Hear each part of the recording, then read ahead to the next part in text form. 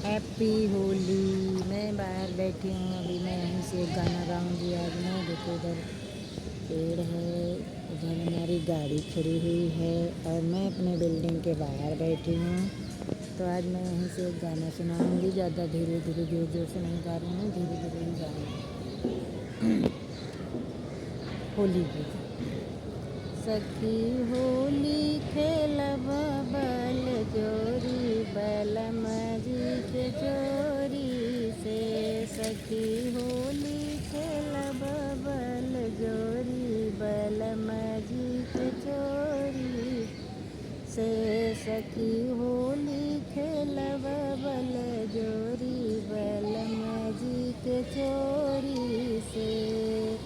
पहली होली गया में खेलब, पहली होली गया में खेलब, गया में खेलब, गया में खेलब। जहाँ गया गजाधर की जोड़ी बलम जी के चोरी से। सखी होली खेलब बल जोरी बलम जी के चोरी से। सखी होली खेलब बल जोरी बलम जी के चोरी से। दूसरी होली काशी में खेलब, दूसरी होली काशी में खेलब, काशी में खेलब, हाँ काशी में खेलब। जहाँ गौरायो भोले जी की जोड़ी बलम जी की चोरी से। जहाँ गौरायो भोले जी की जोड़ी बलम जी के चोरी से।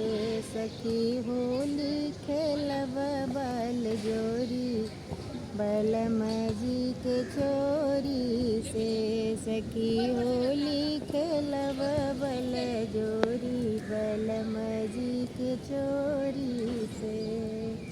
तीसरी जो होली मथुरा में खेलब, तीसरी होली गोकुला में जो खेलब। जहाँ राधायो कृष्ण जी की जोड़ी बलम जी की चोरी से। जहाँ राधायो कृष्ण जी की जोड़ी बलम जी के चोरी से। सखी होली खेलब बल जोरी बलम जी के चोरी से। सखी होली खेलब बल जोरी बलम जी के चोरी से।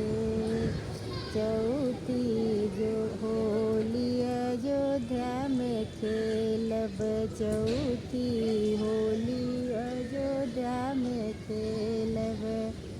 जहाँ राम और सीता जी की जोड़ी बलम जी की चोरी से। सखी होली खेलब बल जोरी बलम जी के चोरी से। सखी होली खेलब बल जोरी बलम जी के चोरी से। पचई होली प्रयाग में खेलब, पचई होली प्रयाग में खेलब। जहाँ गंगा जमुना जी की जोड़ी बलम जी की जोड़ी से। जहाँ गंगा त्रिवेणी की जोड़ी बलम जी की चोरी से। सखी होली खेलब बल जोरी बलम जी के चोरी से। सखी होली खेलब बल जोरी बलम जी के चोरी से। राधे राधे। गाना अच्छा लगे तो हमें बताना होली गीत। मैं ज़्यादा ज़ोर ज़ोर से नहीं गा पा रही हूँ कि यहाँ बहुत पब्लिक है, सब आगे पीछे घूम रहे हैं। राधे राधे।